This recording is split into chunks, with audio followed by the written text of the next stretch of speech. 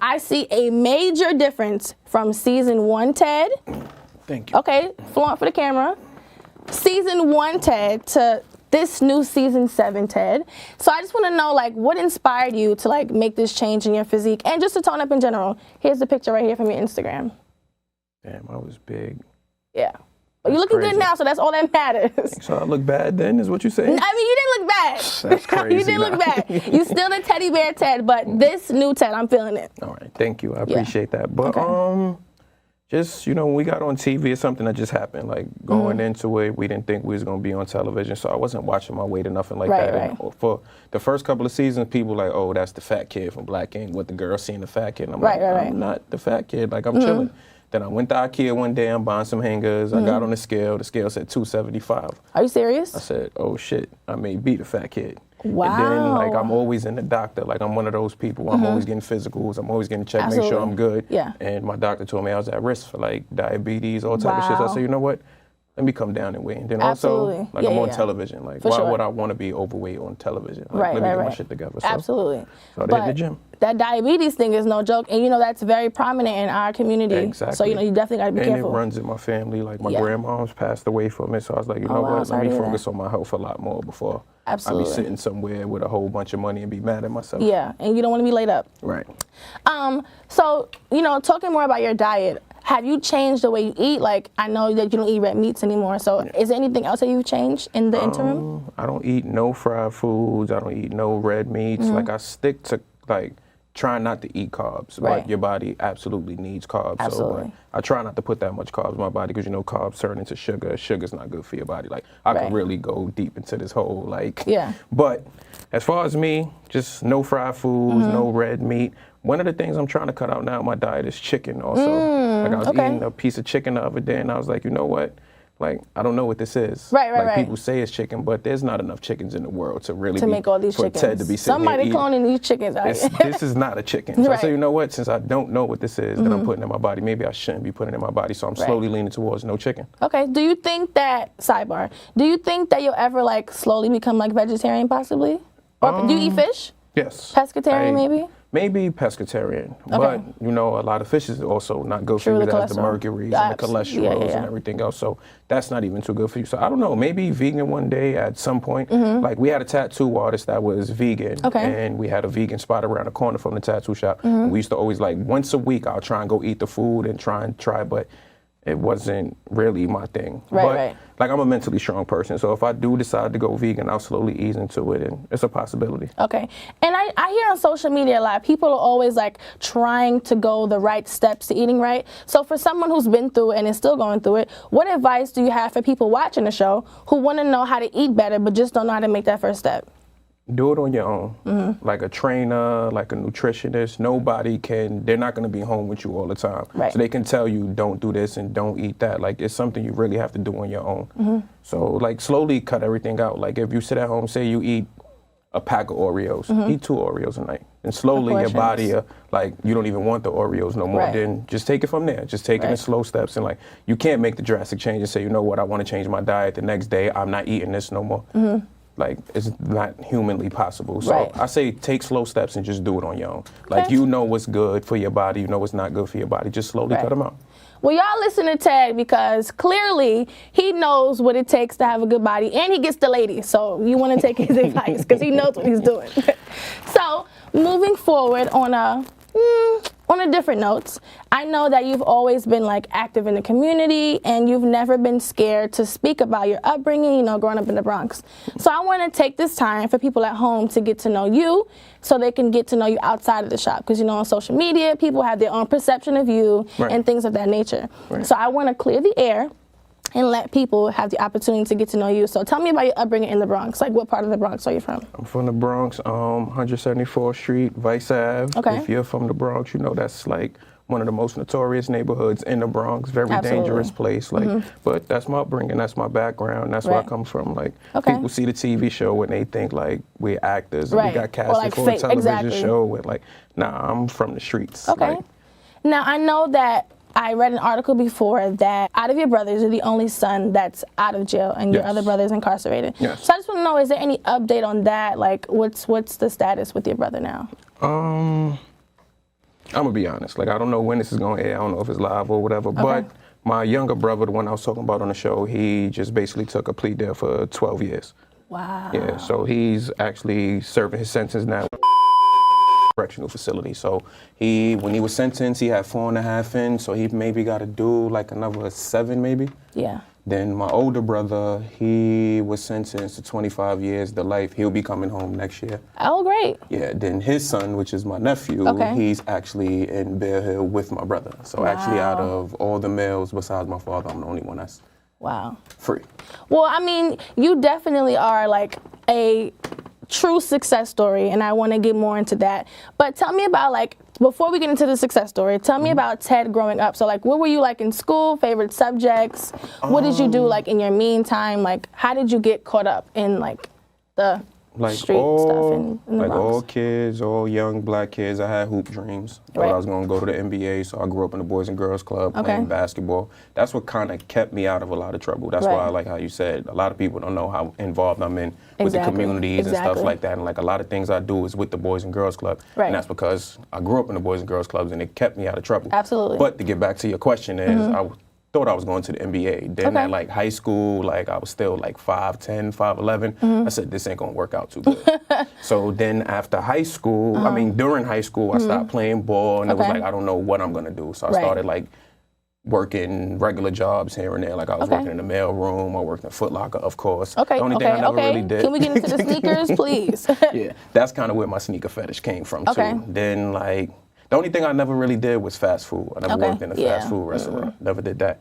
And then when I was like 19, 20 years old, my mom's got locked up and I got involved in the streets. Wow, okay.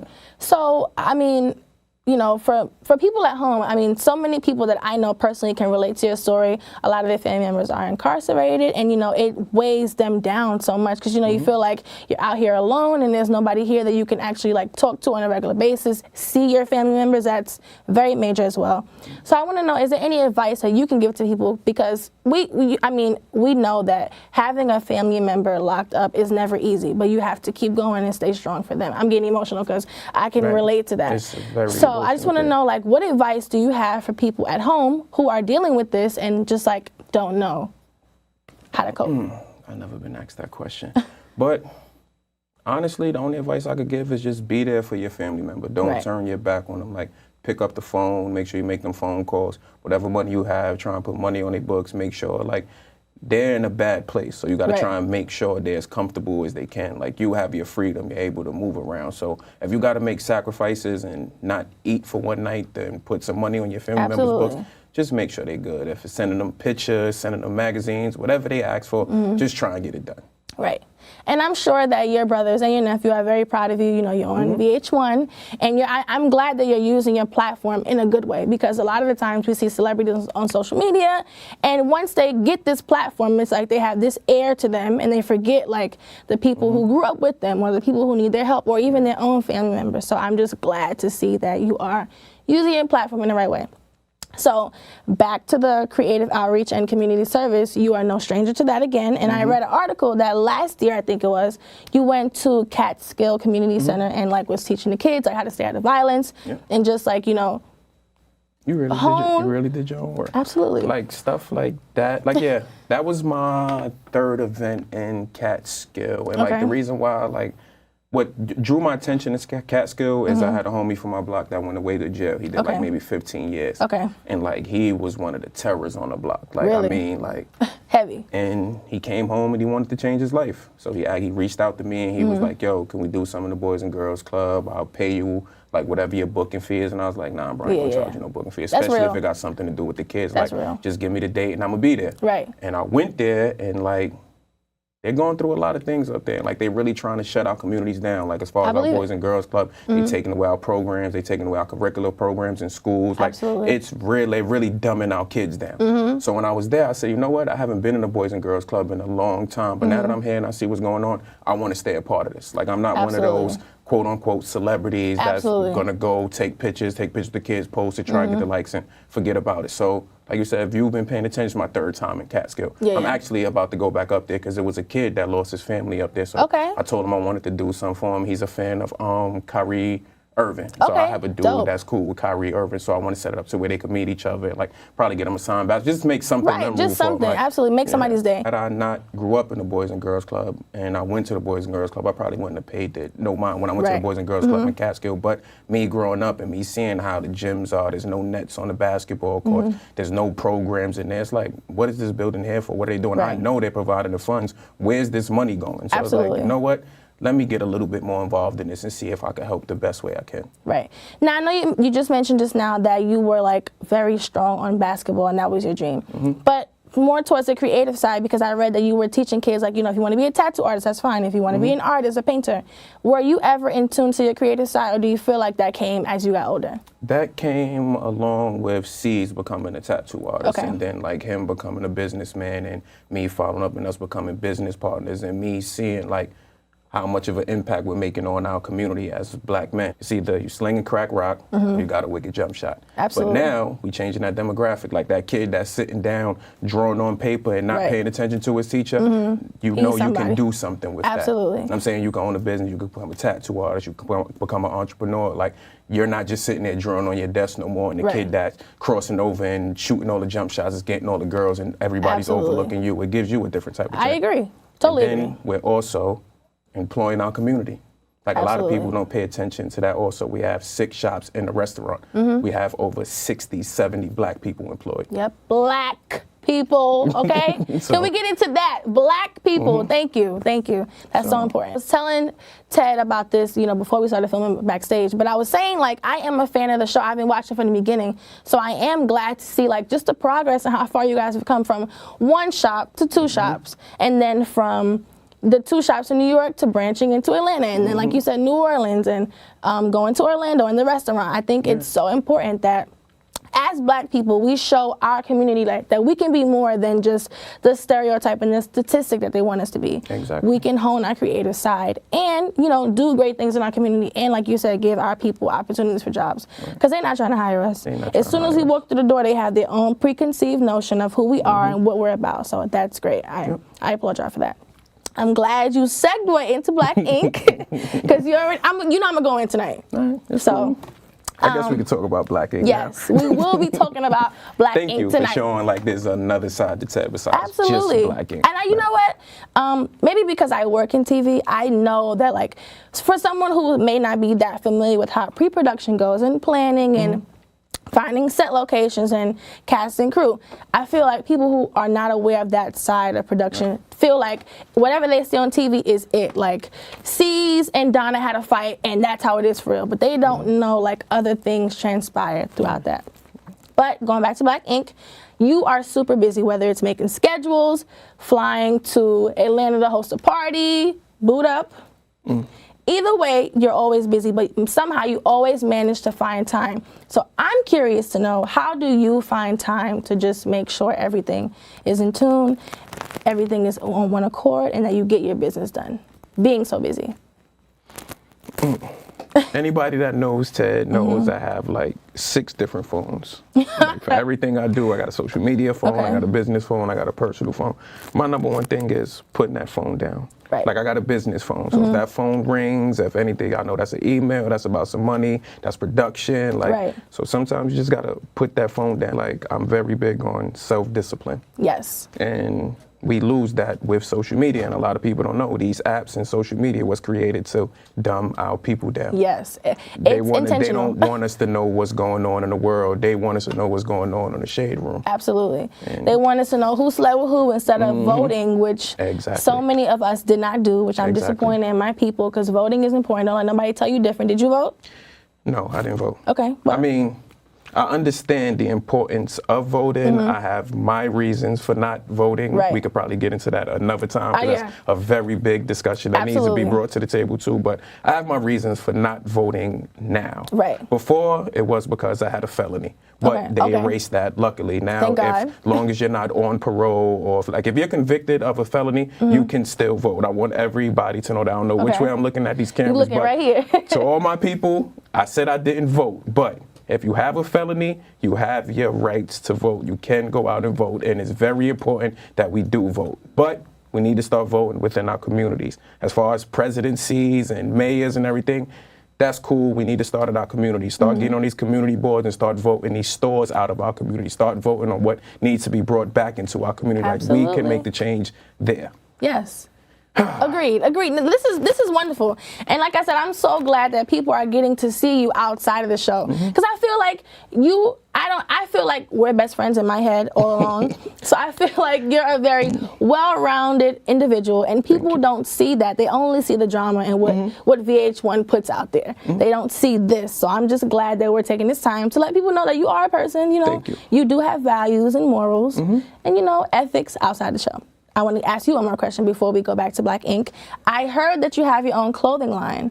So can you tell me a little bit about the brand? What inspired you to get into fashion? I don't know how this is leaking out so much, but I am working on my own clothing line. As far as now, I did a collaboration with We All In Clothing, and I did like a t-shirt to go along with my Patrick Ewing. Like, I did a collaboration with Ewing brand, so I have my own sneaker now, and then I did the collaboration with We All In Clothing as far as t-shirts. Like, I'm cooking something up. I am working on my very own clothing line, but not just yet. Okay, well, if you need a model, I got you. You need me to be camera left, camera right. All right, I got you. You need me, I'm here. You need me to be swagged out, little Kim pose, All right, I got so you. that's helping Cat Skill and you can model. All right. I got you. I'm listening. I got you. I got you. You know I don't lie. Y'all know I don't lie about nothing. Pay attention. That's one thing I do. We have more coming up with Ted from Black Ink Crew, so don't go anywhere. Coming up next on my playlist is Fat Joe, Chris Brown, and Dre with Attention. This is Kicking It with Simone. We'll be right back. Welcome back to Kicking It with Simone. Thank you guys for staying tuned in, and I hope you are having a good time. I hope you are learning something from Ted. Again, this is Ted from Black Ink Crew. The ever so swagged out Ted. Can I get it? Okay, before we continue, I've been looking at these sneakers all night. Please tell me what these are. And what brand is this? The sweater you got? Balenciaga Poppy. Yeah. Okay. Kicks is Balenciaga. I see you real swagged out. Know what I'm saying? Limited color. Okay. Flannel by Hackula. Okay. I'm feeling it. He's a New York designer. I'm feeling it. Well, shout out to him if he's watching right now. Now, yeah, send me a few pieces, man. I made this one look good. Absolutely, and you can send me something too. And this shit wasn't cheap neither. So okay, look out. Get into that. Now, yes, I want to get back into Black Ink. So for some people who don't know, are you and C's really cousins? Yes. Okay, cool. I want to know how you started working at Black Ink. Because I heard you touch on it briefly that, once you came out of incarceration that you started working at Black Ink. But people don't know, like, the exact story, how deep-rooted it is, and how much of a success story it is, like I always say. When C's first told me that he was going to be tattooing, like, I laughed at him. Like, what do you mean? Like, I'm sitting there counting some money. I'm like, tattooing? Psh, get out of here with that shit. Like, we in these streets, like, we chilling. Tattooing, they going to get you no money. Right. Then I went to jail. Then I came home. And C's had a tattoo shop. And he had a tattoo shop in Brooklyn. And that shop kept me out of a lot of trouble. Like, instead of me trying to hit the streets and trying to figure out my next dollar, I sat in the shop with C's. But when we was in Brooklyn, it was like, yo, we not from Brooklyn. Like, we Bronx kids. Like, you know what I'm saying? Everybody out here, not to say nothing about Brooklyn, because I don't want nobody coming at me. Right, we want no smoke. We want no smoke. Shout out to no Brooklyn. Smoke, I fuck with y'all. But it's like everybody out there, they want Brooklyn bridges. They want, like, they stick to certain tattoos. I say, yo, bro, you're a good tattoo artist. I laughed at you. You know what I'm saying? You doing these Brooklyn bridges, you're never going to elevate. Let's go back uptown and figure it out. Okay. Uptown is where it's at. Okay, Harlem born and raised. Uptown is popping. Is where it's at. So we went to Harlem, Black Ink.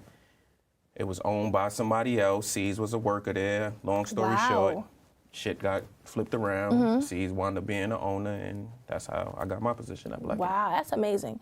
Now, I always wonder this because, like, being that it's a reality show, I know that it must have been some kind of adjustment and change for you to be in front of the cameras 24/7, like having cameras in front of you, signing releases, and getting, like, the scrutiny and backlash on social media. So I want to know, for you, during the first season, how was it for you, like, just the adjustment in general? Like, how was that for you?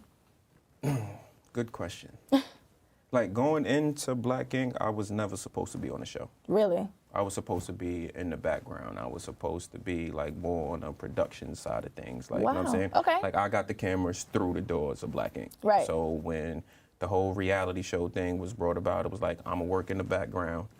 Y'all do the TV thing. Right. But me being around so much and always being in C's and me being the only one to say, yo, cuz, chill out. Right. Yo, do this. Yo, don't do that. Yo, shit. Everybody was like, yo, who's this kid? Right. So they wound up giving me a contract. Okay. But the adjustment, like, I'm still adjusting. 7 seasons later, like, me sitting here with you is like, I'm still adjusting. So, I want to go back to Black Ink. When you first started, did you ever have, like, any clashes with employees in the beginning? Like, disagreements, jealousy maybe, because they knew that UNCs had, like, a special relationship and it wasn't just a business thing? Not in the beginning. Like, in the beginning, everybody understood what I was to Black Ink. And like I said early in this interview, like, I'm the one that got the cameras through the door. So everybody understood. But now we got, like, a lot of new cast members, a lot of people who wasn't there from day one, and they get caught up with the hype of everybody else. So what does Ted do? Right. You know what I'm saying? So maybe now I get, like, a few backlash, but I'll check it real quick and people understand. Now, back to season 1 again. It was rumored that you and Sassy had a little something going on, but it was never confirmed. Nobody ever said anything. Y'all just left us in haywire. Y'all left us back in Brooklyn on that. I don't want to incriminate you, but if you can elaborate a little bit without spilling the beans. I need to elaborate on that, and I'm not incriminating myself. There's nothing to incriminate myself about. Like, Sassy, that's the homie. There was never nothing there. Was never no flirtations, never anything. Sassy's just a beautiful individual. She's a very humble, like, loving person. So it was never anything there. That was just a big rumor, like you said, that just kind of got swept under the rug. And that was me being the type of person I am. Like, I'm not going to entertain it because it's not true. Like you said, it just kind of went away.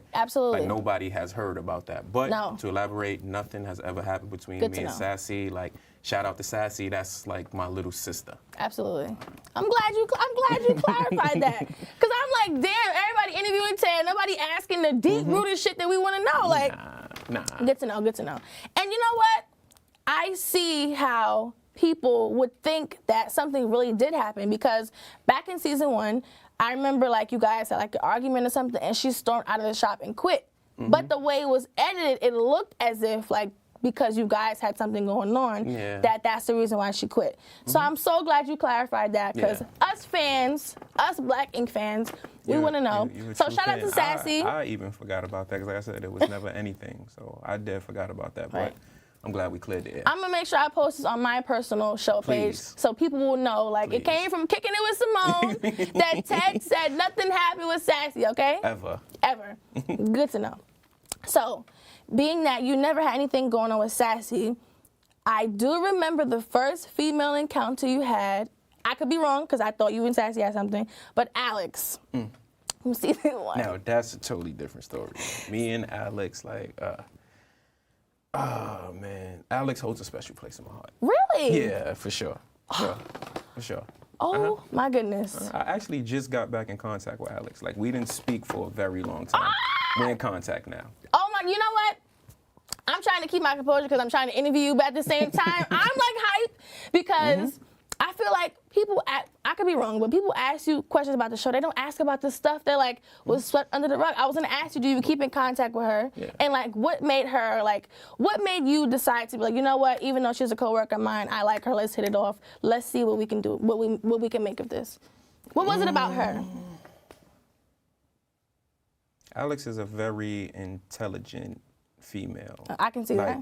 Me and Alex, first date, we sat and talked from, like, maybe 12 midnight to, like, maybe 8 in the morning. Whoa. About everything. Music, books, movies, childhood, everything. And it just made me look at her totally different. Like, everybody think Ted just wants to have sex and not talk to you no more. Like, I'm a very intelligent person. Like, that's what intrigues me most, like, my personality. And for me to deal with a female and actually mess with them, you have to be intelligent also. Okay. Good. So, good. And that was the one thing, and that was the one thing that made me, like, start to like Alex. Okay. Because, you know, I'm glad we're talking about this, because I felt like I liked Alex, you know, despite the drama and people were saying, like, when she got drunk and all that stuff. But I liked her overall. I felt like she was really good for the shop. She had, like, a business mentality. Even when Duchess came at her for, like, talking to C's, she always kept, oh, Lord. We don't want to talk about Duchess. When D approached her about C's, but no, I'm saying, like, she remained, you know, neutral and, like, was like, I'm not getting involved in that. Whatever is between UNC's is UNC's. No, so I respected her for that.